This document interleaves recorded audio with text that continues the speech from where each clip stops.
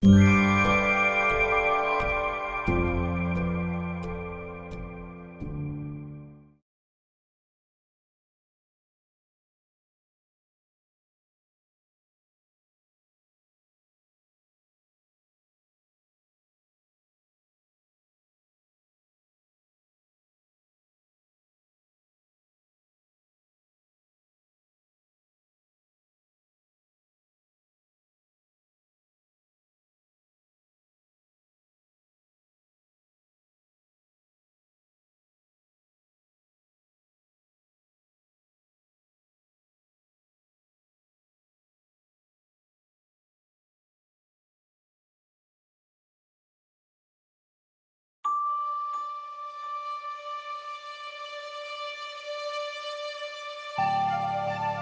es posible, no es justo.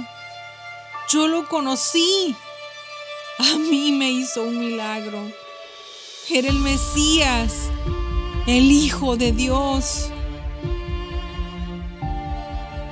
Pero a mí me llevaron a fuerzas para que fuera testigo aquella noche y afirmara en contra de ese tal Jesús.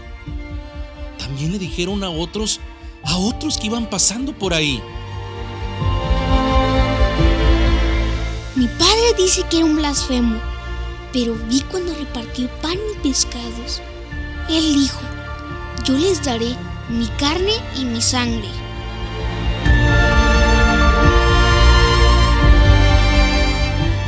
Él dijo: dejen que los niños vengan a mí, porque de ellos es el reino de los cielos.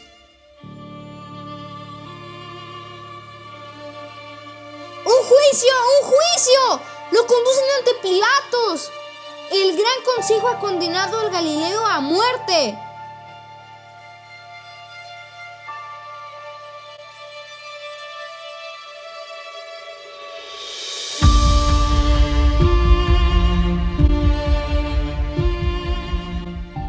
Señores, bienvenidos a este juicio.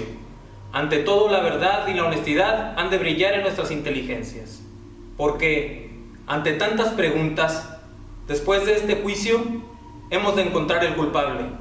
Y quizá uno de los que están aquí presentes pueda resultar condenado. Comencemos. Señor Caifás, demos inicio con usted. ¿Promete decir la verdad delante de este tribunal? Sí, señor fiscal. Exponga usted claramente su defensa. Señores de la audiencia, gracias por permitirme exponer ante todos ustedes la inocencia de mi humilde persona.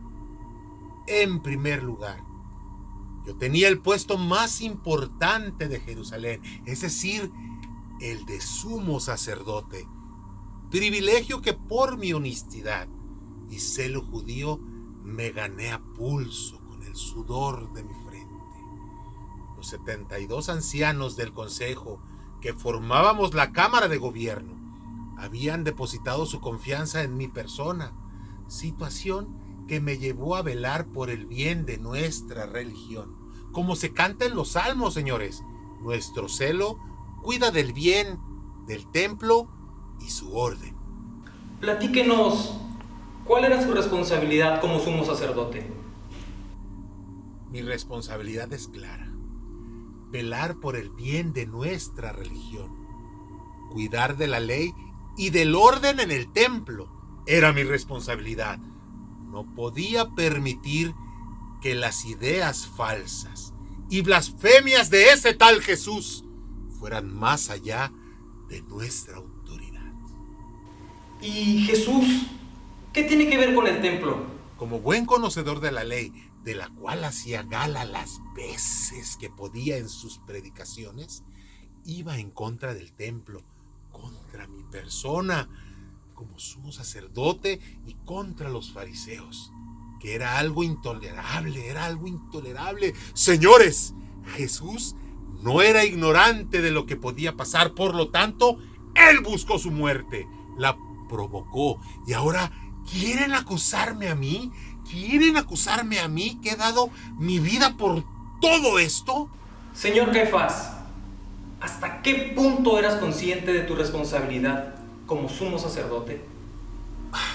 Por favor, señor fiscal, ¿ustedes creen que mi rectitud y mi honestidad y mi conciencia de Dios habían podido quitarle la vida a un hermano de mi propia raza? Sus actos lo llevaron a la muerte. Pero, señor Caifás, ¿qué hay de la autoridad y de la conducta de Jesús? Su presencia, déjenme decirles, su presencia retaba mi autoridad. Cada que se paraba ante el público me estaba retando a mí. ¿Cuántas veces no nos condenó? Nos llamó raza de víboras, sepulcros blanqueados, que nuestra tolerancia era generosa y trataba de no llevar muy lejos este asunto de falso profeta que anunciaba su reino. De forma que si yo no ponía en claro la situación, él iba a tomar entonces el papel de sumo sacerdote.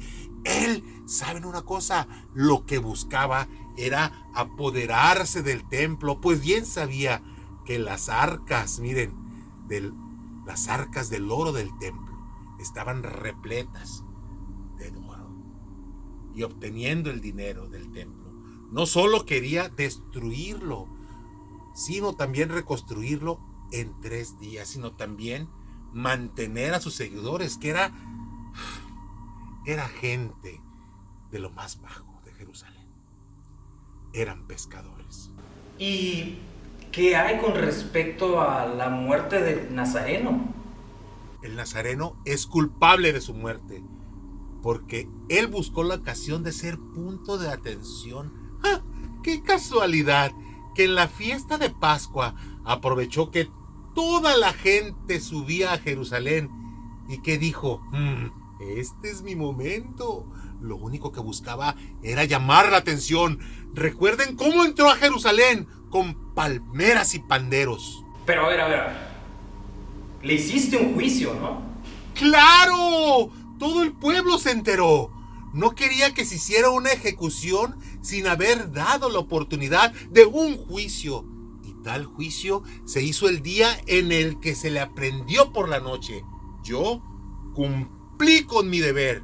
Una prueba más de mi inocencia que quiero presentar ante ustedes es que en aquel juicio y en la parte del interrogatorio, el mismo Nazareno se proclamó hijo de Dios, afirmándolo él mismo. Incluso llegaron algunos testigos que afirmaron lo que él mismo había dicho. Acuérdense de sus blasfemias en público. Pero, ¿buscaba su muerte? No, señor fiscal, no. Mi único propósito era detener a Jesús, pararlo, que ya no siguiera diciendo tantas blasfemias, detenerlo mas no matarlo, ya que tenía yo el motivo para hacerlo, pero no tenía el poder para ejecutarlo. Así que, reconociendo la verdadera autoridad, habría que mandarlo ante mi amigo Pilato. Todo lo anterior puede dejar claro que mi inocencia es absoluta y válida. Muchísimas gracias, señor Caifás. No cabe duda que sus pruebas son contundentes y claras. Pasemos con nuestro siguiente acusado. Señor Pilato, tiene usted la palabra. Muchas gracias, señor fiscal. Señores de esta audiencia, cuánto deseaba tener este encuentro con ustedes y dejar en claro que la muerte de Jesús el Nazareno está fuera de mi culpa y de mi conciencia. Déjenme explicarles el porqué. El poder que yo tenía en aquellos tiempos de Jesús era débil. No dependía de mí mismo, sino de Roma, del emperador. De manera, señores, que el poder venía de Roma. A mí solo me lo compartían. Dígame, ¿cómo era su relación con los judíos? Bueno, ustedes saben que en lo personal no me ocupaba demasiado de los asuntos religiosos de los judíos. Algunas ocasiones asistía a las fiestas solo como protocolo, ¿sí? En realidad, la vida de un judío como el de Jesús el Nazareno me era totalmente indiferente. Bien, ¿cuál era tu responsabilidad en torno a las fiestas de Jerusalén?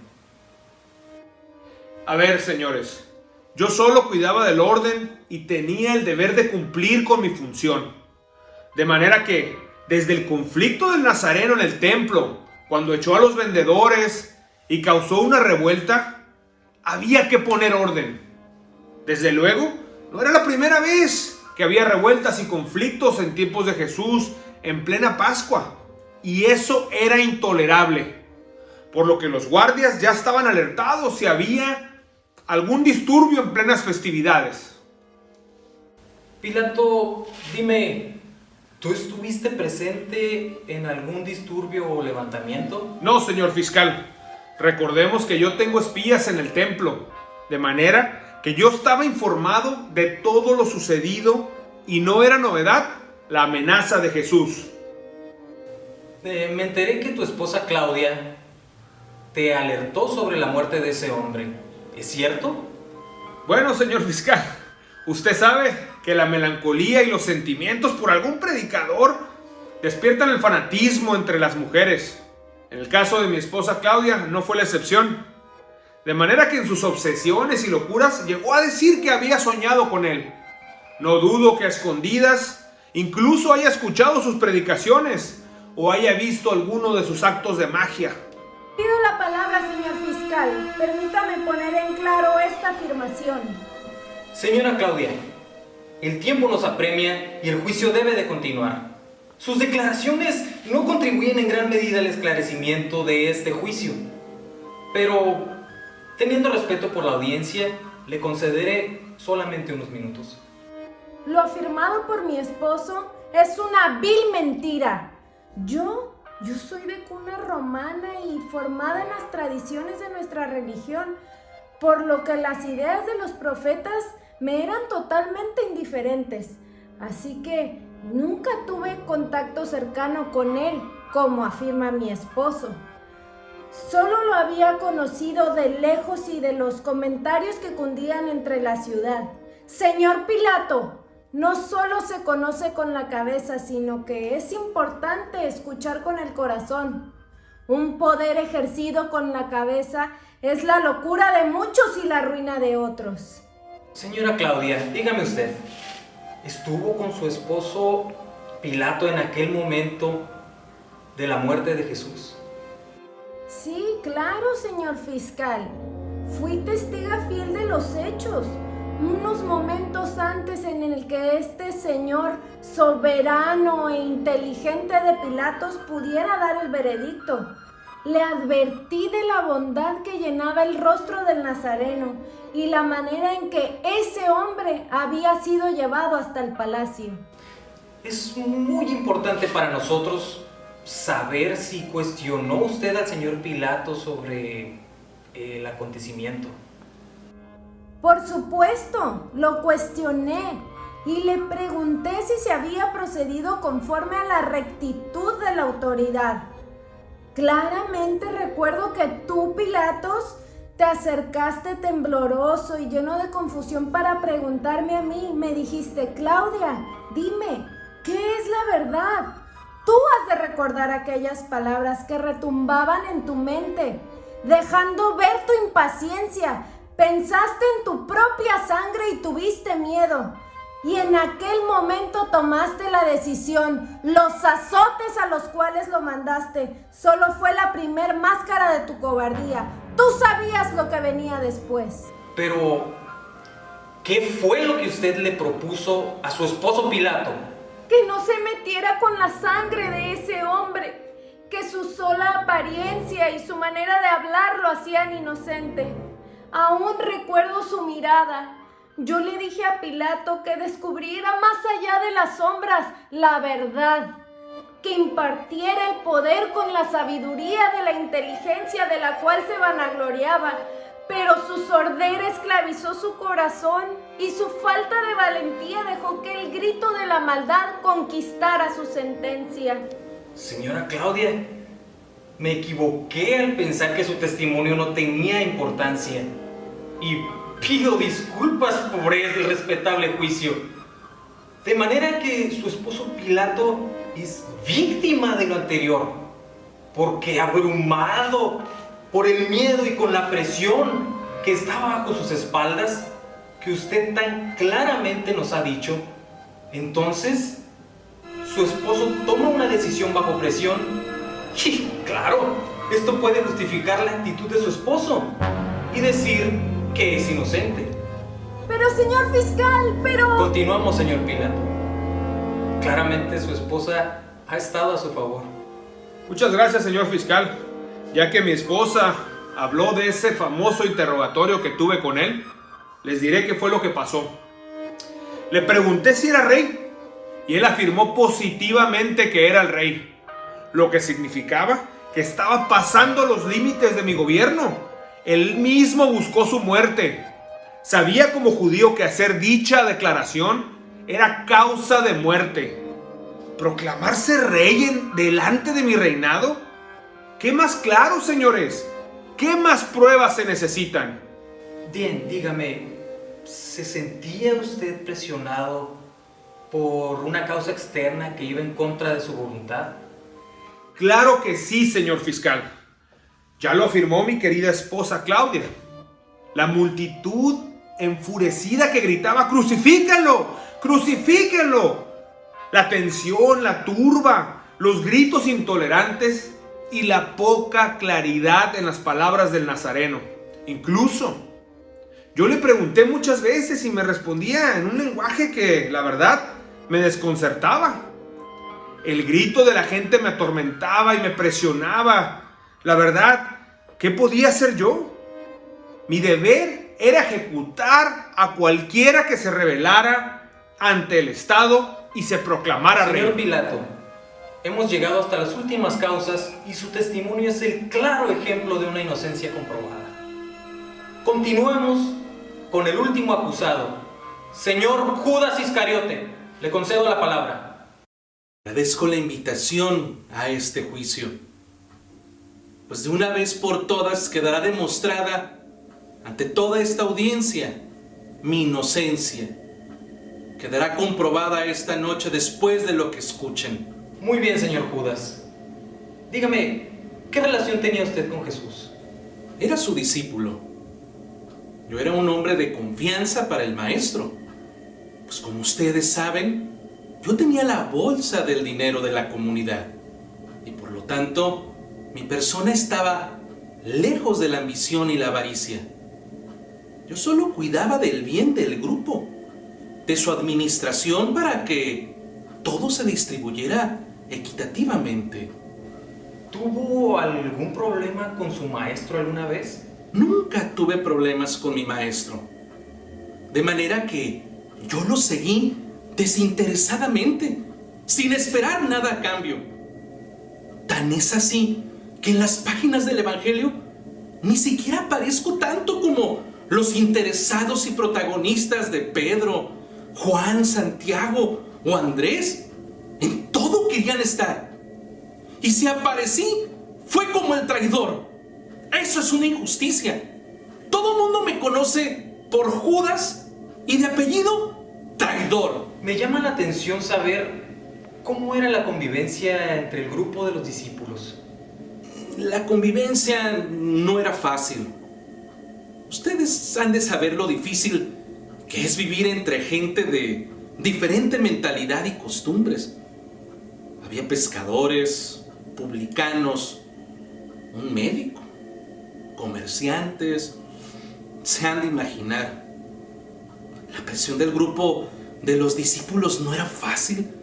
¿Recuerdan ustedes cómo discutían sobre quién era el más importante? Y se peleaban por aparecer en primer lugar. Pues eso mismo era la envidia que tenían sobre mí. Porque mi relación con la autoridad judía era buena y bastante diplomática. Situación que ellos no pudieron lograr nunca. ¿En alguna ocasión tú fuiste testigo de los actos de disturbios de Jesús? No solo yo. Todos los discípulos fuimos testigos de los diferentes momentos en los cuales el maestro desafió la autoridad. no solo religiosa, sino también política. ¿Cómo olvidar lo del conflicto en el templo? El maestro estaba irreconocible, que hasta volcaba las mesas de los cambistas. Cuando llegamos a Jerusalén, la gente lo recibía triunfalmente y lo alababa con palmas y panderos. Era un claro ejemplo de que estaba desafiando el reinado y por supuesto también a los sacerdotes, por lo que llegaron muchas veces a mi persona comentarios que no eran agradables para nuestro líder. Él sabía lo que le podía esperar. Yo era consciente de la situación en la que se estaba metiendo y empecé a ver de qué manera podía prevenirlo. ¿Y cómo te trataban los discípulos? Señor fiscal, la tensión iba creciendo y sobre todo respecto a mi persona. Los ataques eran constantes porque han de saber que Pedro no tenía un carácter muy bueno, que digamos. Santiago y Andrés, los hijos del trueno, no eran tan buenos discípulos. Así las constantes tensiones y problemáticas, no solo al interior del grupo, sino también hacia afuera, hicieron que viera por mí, que viera por mi propio futuro y el del grupo. Es decir, lo que yo quería era proteger a mi maestro. Pero dime, ¿qué hiciste para proteger a tu maestro? Mira algunos de los del consejo del sumo sacerdote para tratar de buscar la manera de conciliar esta situación que ya se veía venir. Pero por andar de ofrecido y tratar de salvar a mi maestro y tratar de arreglar las cosas, miren cómo terminé. Miren todos cómo terminé. Como un traidor. Así es, señor fiscal. Mi capacidad de donación me llevó a morir por él, pues no hay mayor amor que el que da la vida por su amigo, como me lo enseñó mi maestro. ¿Ven, señores? ¿Cuál venta? ¿Cuál traición? El señor Judas solo fue una víctima de los hechos. Por lo tanto, su inocencia es absoluta. Llegamos al paso final de este juicio. Todo se ha llevado conforme a lo establecido por la ley y esperamos solamente el veredicto final del juez. Señores del jurado, clamo justicia. Yo soy inocente. Lo he demostrado. Ustedes lo han escuchado. El único culpable es Jesús. Jesús. Jesús. Venerables señores del jurado, mi inocencia queda comprobada. El agua limpia con la que lavé mis manos aquel día, hoy corre por mi corazón. Hemos llegado a la verdad. No cabe duda que el culpable de su propia muerte es el judío nazareno. Estimados miembros de este jurado, mis argumentos han quedado claros y han probado mi inocencia. El maestro buscó su muerte y él es el único culpable. Ustedes lo han escuchado. El único culpable es Jesús. Jesús. Jesús. El culpable es Jesús. El culpable es Jesús. Es culpable de su propia muerte. Señor juez, queremos el veredicto. Dicte la sentencia. Dicte la sentencia. Es Jesús. Culpable es Jesús. Queremos el veredicto. Dicte la sentencia, Señor. Dicte la sentencia. ¡Sentencia! ¡Sentencia! Gritan como perros llenos de rabia.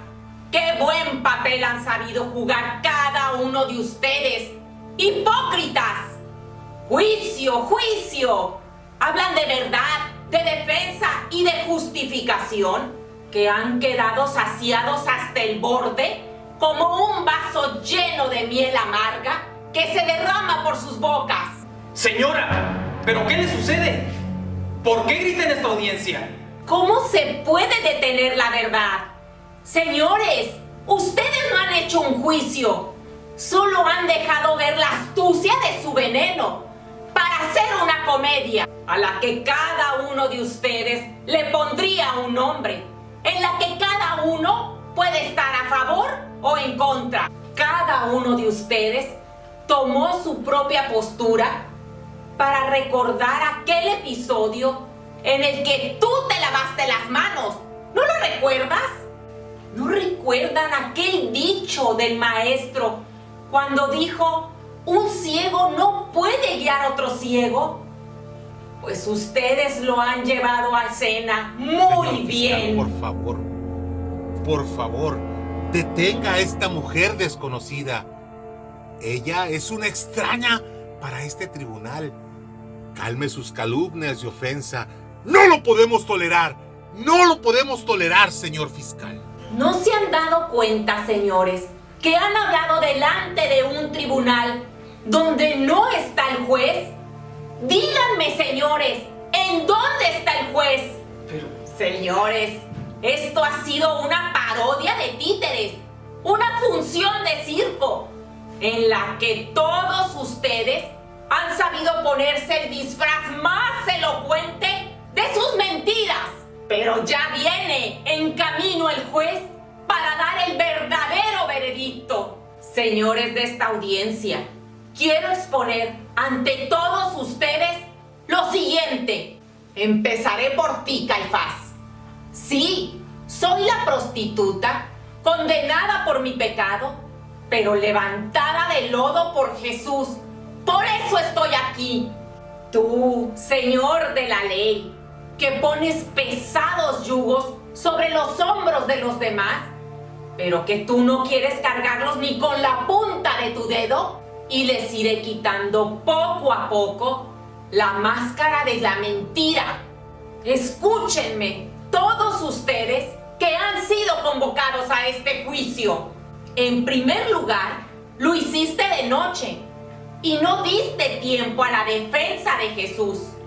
Esa misma noche yo quise entrar al atrio del templo y se me prohibió. Armaste un juicio, incluso pagaste testigos falsos para que acusaran a Jesús. Los invitados a tu reunión, no al juicio, porque eso no se llamó juicio. No fueron los 72 ancianos, como hace un momento te mofabas diciéndolo. Solo fueron algunos de tus colaboradores más cercanos. Por lo tanto, no es válido.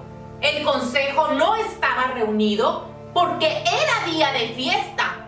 Segundo, ya era la fiesta de la Pascua.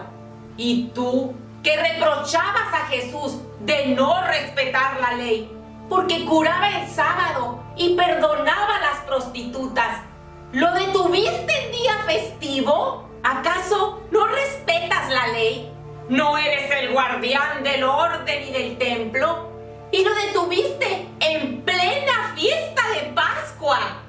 Además, señor Caifás, tú no llamaste a un fiscal para que Jesús tuviera derecho de defensa. Por lo tanto, tú tomaste el papel de juez y fiscal. Tú, que eres amante de la autoridad y que lo enviaste a Pilato, ¿por qué tomaste la autoridad que no te correspondía? Tal reunión la hiciste a escondidas. ¿Acaso tenías miedo de que el pueblo se enterara si lo hacías a plena luz del sol? Todos tus argumentos son una mentira. Has caído en la trampa de tu propia astucia. Señores, si esto es poco, permítanme dejar en claro lo dicho por este memorable señor Pilato. El argumento por el que supuestamente te lo mandó Caifás era de blasfemia. Es decir, que Jesús se proclamó hijo de Dios. Y resulta que cuando tú lo ejecutaste, la causa fue por sedición.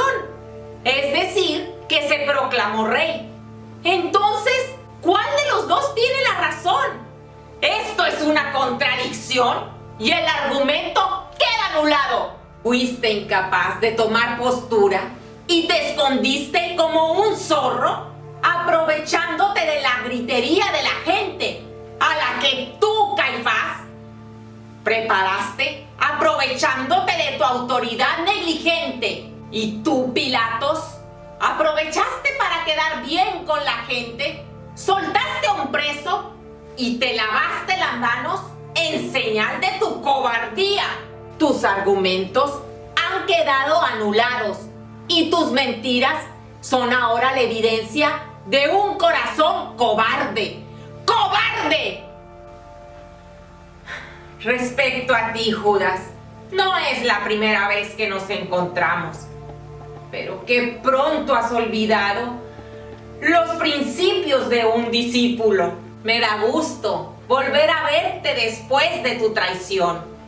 ¿Acaso tú no dijiste en la casa de aquel fariseo en el que alguna vez yo derramé perfume a los pies de Jesús, que en lugar de desperdiciar esa botella de perfume, te la diera para venderla y dar el dinero a los pobres?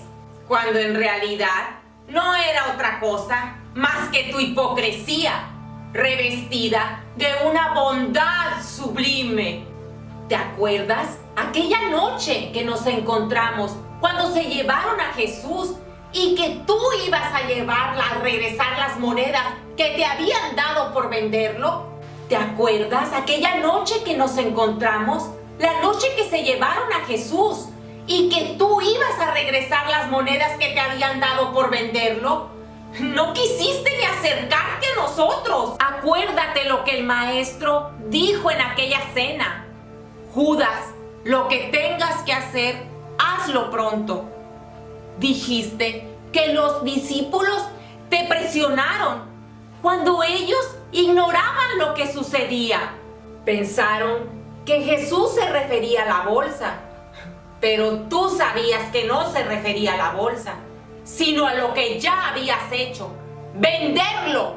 ¿Cómo afirmas que tú no sabías lo de la detención? Si tú te diste cuenta que el maestro iba para el huerto y te adelantaste para ir por el batallón, ¿cómo te iban a presionar los hombres del batallón si tú mismo afirmaste que tu relación con el consejo del templo era de diplomacia y de respeto?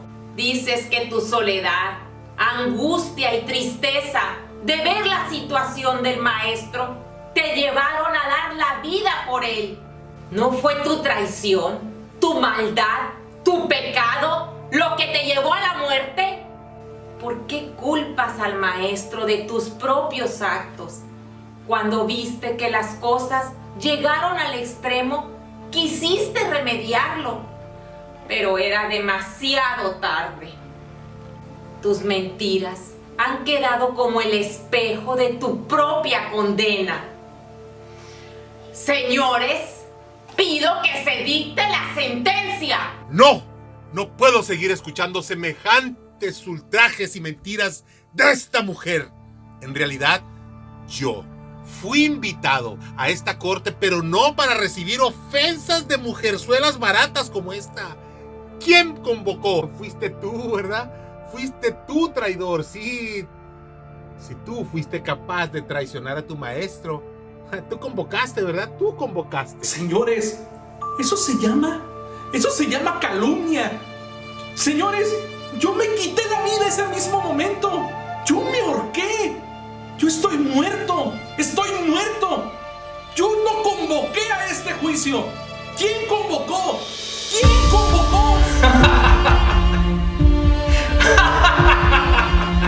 Si en la cruz venció Jesús, en este juicio he vencido.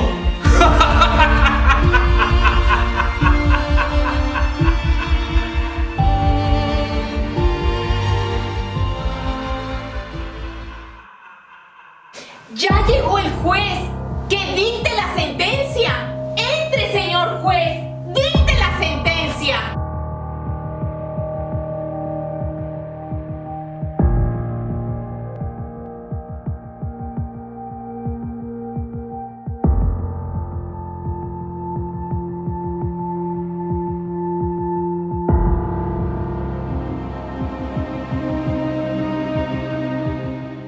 Calla, Satanás. He sido invitado a este juicio para dar el veredicto. ¿Quién me mató? ¿Quién me mató? ¿Quién de ustedes me mató?